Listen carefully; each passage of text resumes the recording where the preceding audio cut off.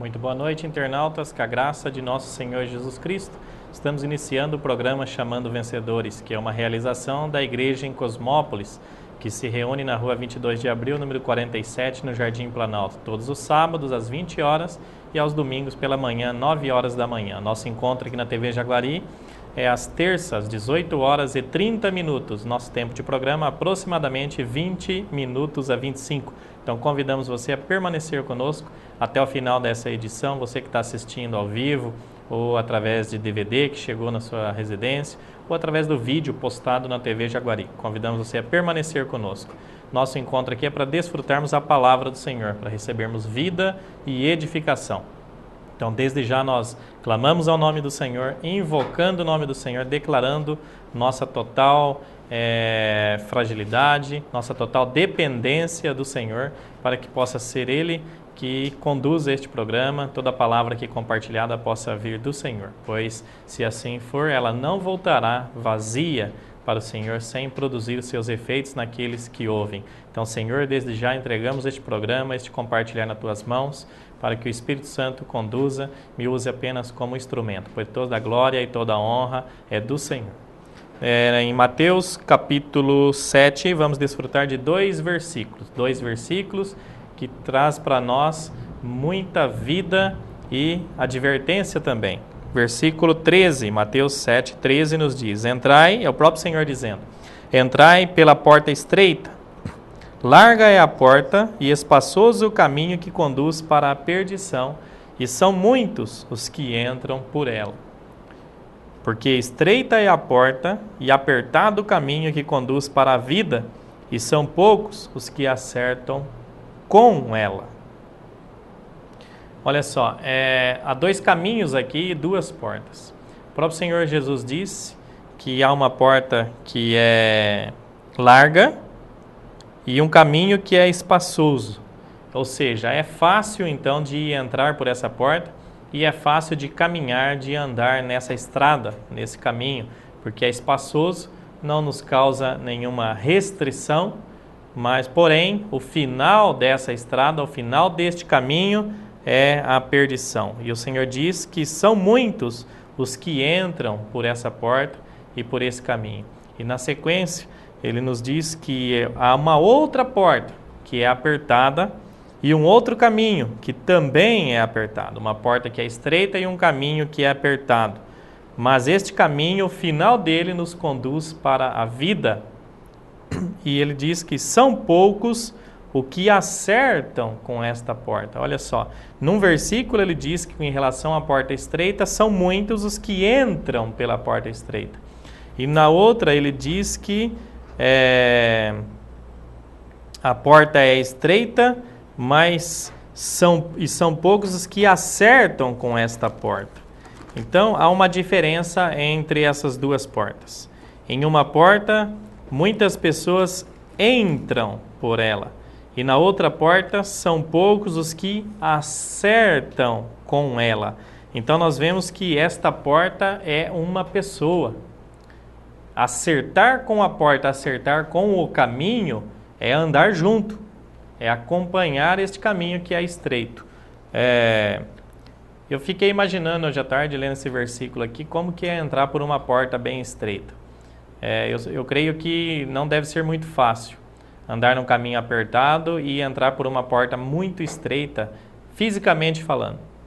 Principalmente se nós estivermos cheios de sacola, cheios de bagagem, né? Você vai entrar pela porta, você vai esbarrar, vai enroscar ali a sacola, a bagagem, e vai dar um trabalho tremendo para você passar por essa porta, porque ela é muito estreita, só cabe você, mas você está cheio de bagagem, é muito difícil entrar.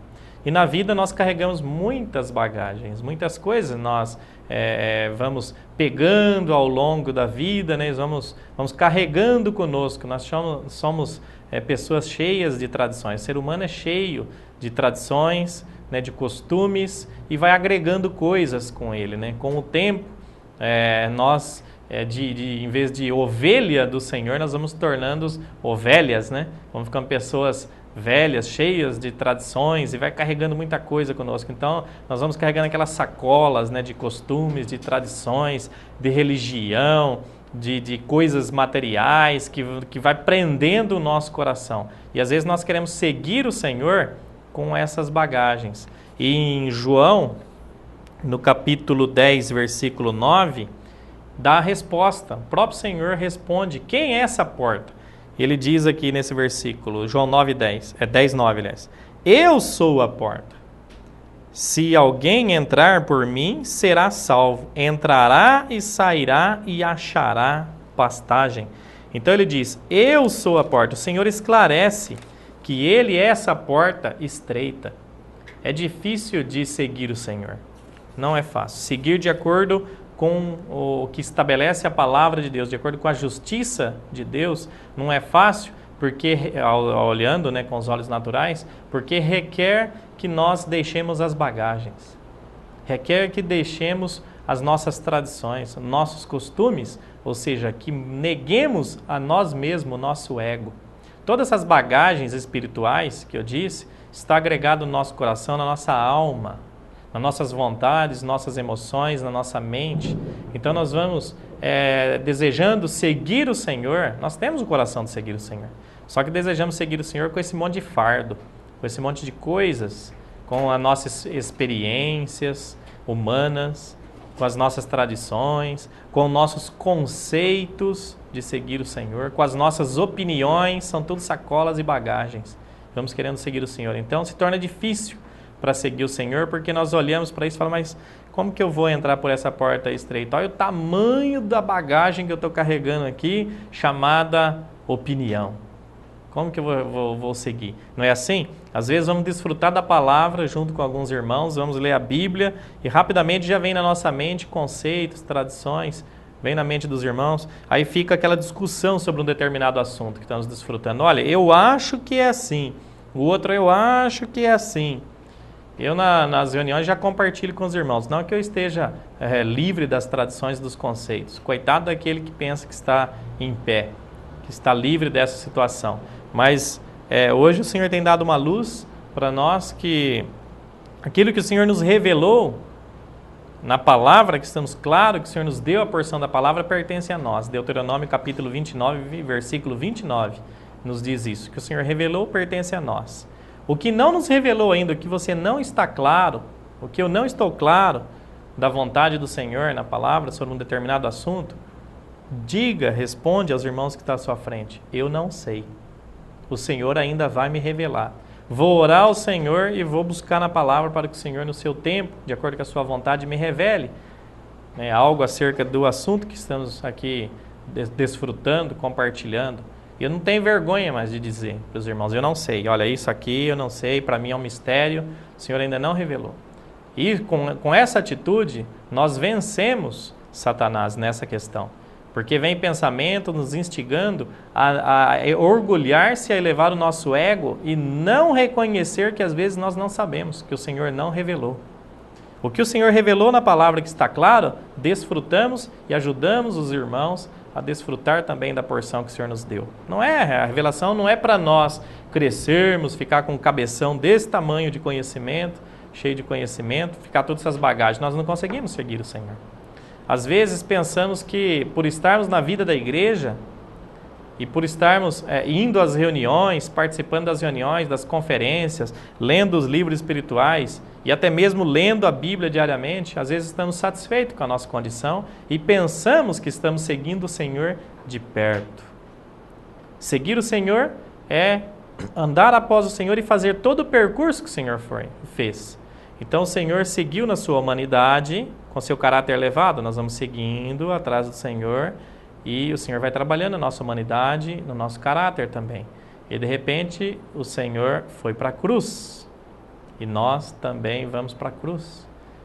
A cruz simboliza morte do homem natural. A morte da carne, foi crucificada a carne na cruz. Então, tomar a cruz hoje é aplicar o meu ego, o meu eu, no espírito.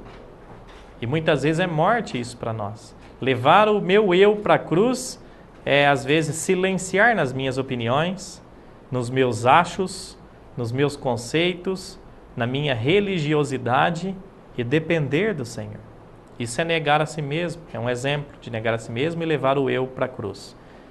O nosso eu às vezes quer se manifestar, nossas opiniões. Nos calamos e dependemos do Senhor. Senão citamos, é claro de que isso é uma opinião, é um acho. Então nós jogamos essa bagagem fora para poder entrar por essa porta estreita, por esse caminho apertado. Requer de todos nós hoje, para seguir o Senhor, que nós eliminemos todas as bagagens, as sacolas espirituais que estamos levando, para que possamos entrar por essa porta estreita. Evangelho de João, capítulo 14, versículo 6, meia dúzia. Respondeu-lhe Jesus: eu sou o caminho, a verdade e a vida. Ninguém vem ao Pai senão por mim. Então o Senhor mesmo responde quem é a porta estreita e quem é o caminho. É o Senhor mesmo, é Ele mesmo. Por isso ele disse no versículo que são poucos os que acertam com esta porta. Acertar com a porta é andar junto com a porta, é entrar por ela na medida correta. Então, acertar com a porta, porque a porta é uma pessoa, é o Senhor. No outro versículo, sobre a porta espaçosa, o Senhor diz que são muitos os que entram por ela. Andar por um caminho espaçoso, por uma porta larga, é bem mais fácil. Uma porta estreita é difícil. Então, por esses dois versículos, o Senhor nos mostra que a realidade da vida cristã, viver a realidade, é muito além do que simplesmente participar das reuniões e desfrutar de alguma porção da Bíblia diariamente de uma forma religiosa, tradicional. Às vezes pegamos a nossa Bíblia, né? Lá no dia de culto, colocamos debaixo do braço e vamos para a reunião, né? E aí terminou a reunião, fecha, vem para casa, guarda lá na estante. Espera o outro final de semana chegar a reunião. Aí você tira o pó e vai de novo para a reunião. Não. Caminhar neste caminho estreito, acertar com a porta, requer uma realidade. É o que o Senhor nos diz no Evangelho de João, capítulo 4, onde ele tem a experiência ali, um diálogo com a mulher samaritana.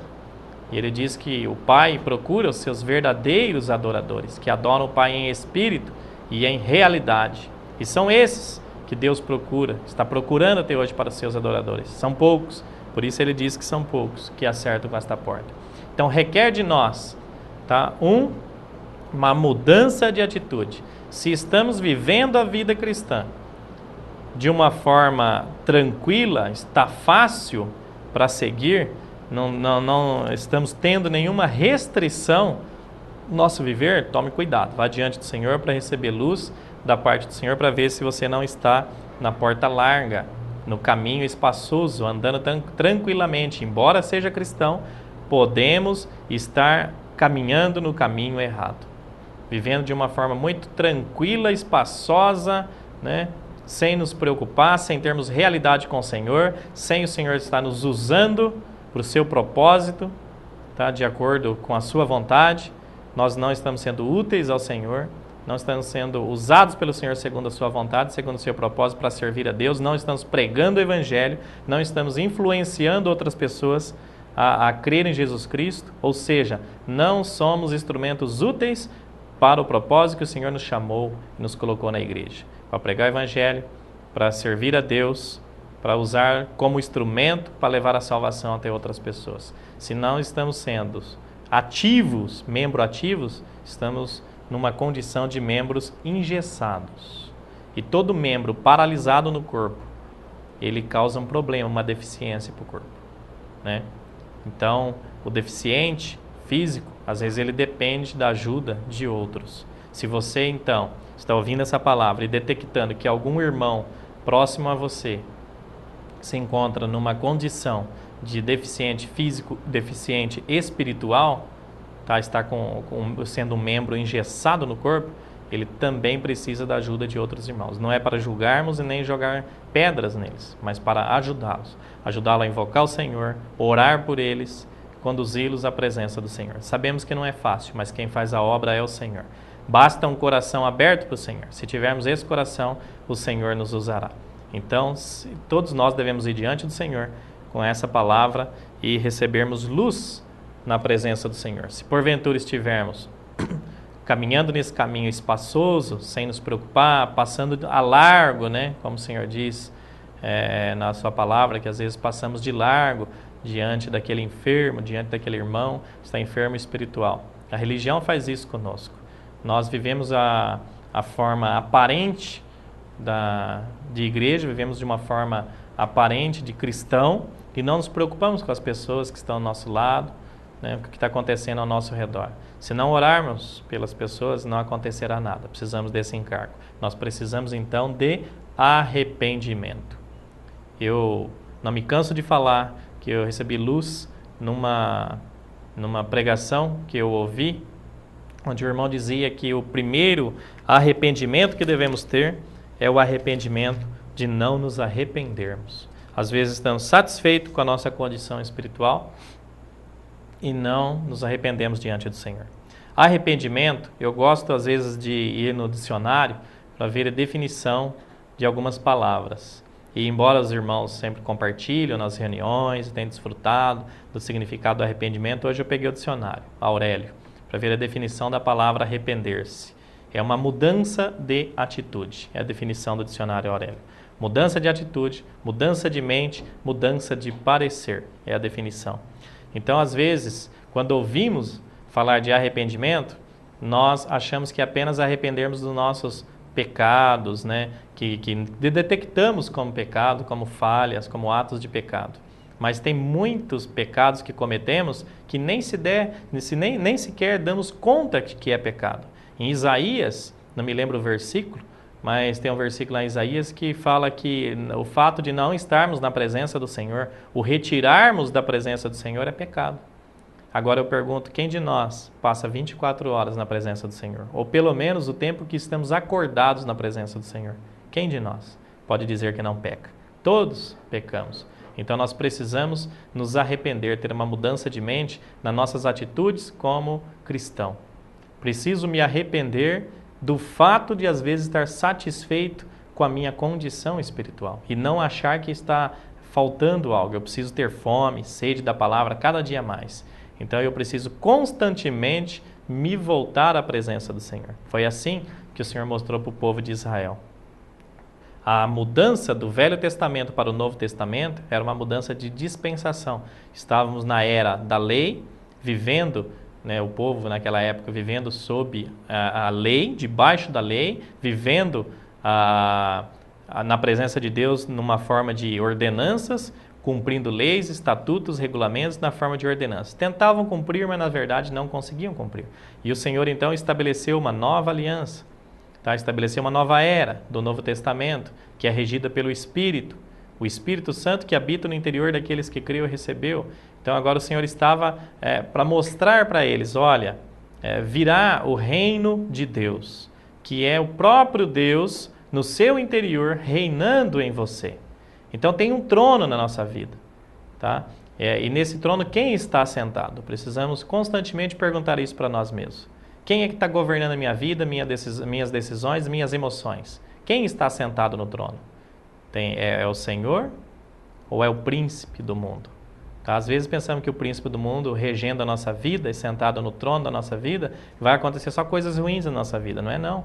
Ele é a árvore do bem e do mal.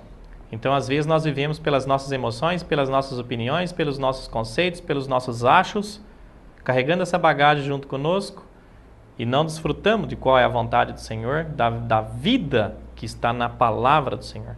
Lemos a Bíblia, às vezes, para adquirir conhecimento, mas não desfrutamos do Espírito que está na palavra de Deus que nos traz vida. Não foi isso que o Senhor disse para os fariseus, para os judeus? Esse povo me louva com os lábios, mas o coração está longe de mim. Julgam, dão testemunho que na palavra há vida eterna, contudo não querem vir a mim para terdes vida. O que o Senhor disse para o povo judeu, para o povo que vivia na religião, debaixo da lei, tentando cumprir os estatutos na forma de ordenanças e não tinham a realidade do desfrute com o Senhor, que hoje Ele nos dá através da sua palavra, do seu Espírito que em nós habita, que Ele disse para eles, também está dizendo para nós. Podemos ser crentes, conhecer a palavra na esfera de conhecimento, mas não tem vida. 1 Coríntios capítulo 8, versículo 1 e 2, o apóstolo Paulo nos diz isso.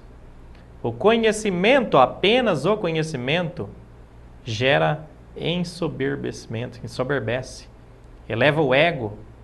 Você tem muito conhecimento bíblico e está satisfeito com o conhecimento por conhecer a palavra, ensoberbece e acha que é melhor do que os outros.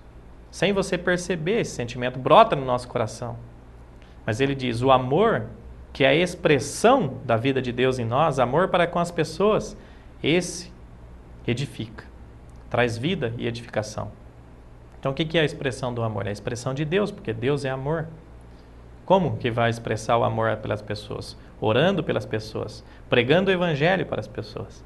Pregar o evangelho é totalmente uma questão de amor para com Deus, reconhecer o que Deus fez por nós. Se não estivermos tocados pelo amor e pelo que o Senhor fez por nós, não vamos pregar o evangelho para outras pessoas.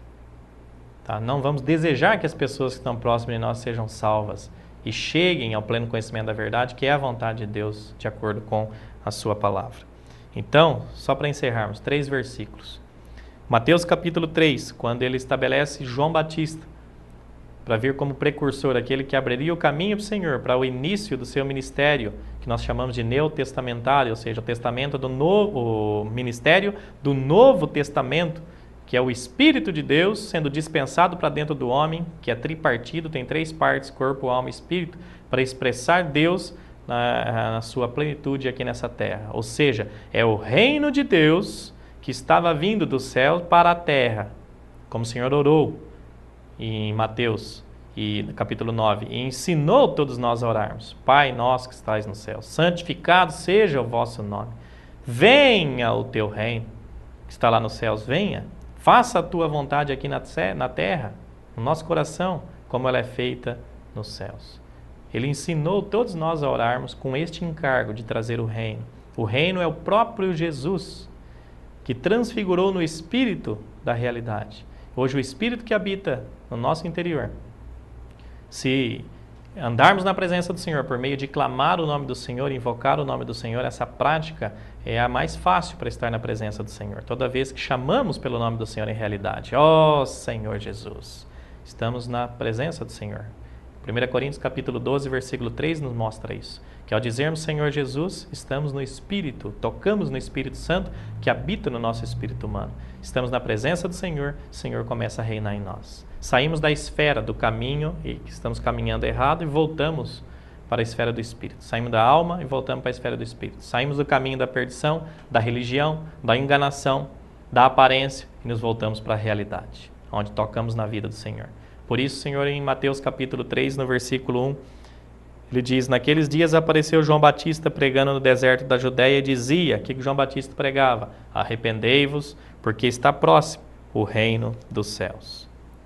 Por causa do tempo, não dá para ler muitos versículos, mas no capítulo 4 seguinte, no versículo 17, vemos o início do ministério do Senhor Jesus, ministério terreno, e a pregação do Senhor consistia em quê? Versículo 17 diz, daí por diante passou Jesus a pregar e a dizer, o que ele pregava? Arrependei-vos, porque está próximo o reino dos céus.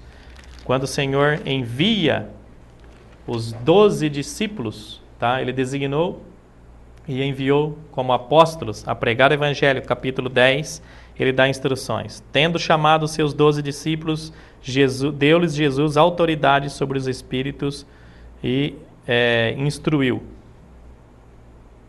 No versículo 7. No versículo 5 ele diz, a esses 12 enviou Jesus dando-lhes as seguintes instruções. Versículo 7.